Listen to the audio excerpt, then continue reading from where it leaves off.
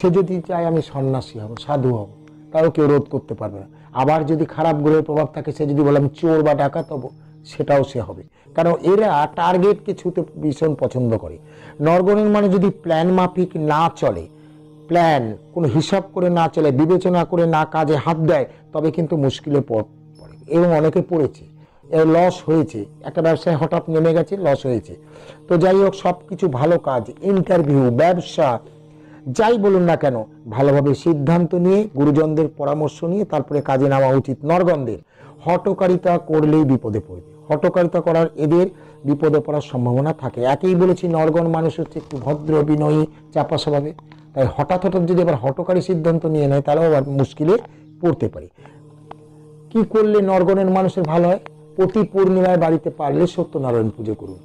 যদি না করার ক্ষমতা থাকে, কারোর বাড়িতে সত্যনারায়ণ পুজো হলে সেখানে প্রণাম করে প্রসাদ গ্রহণ করুন।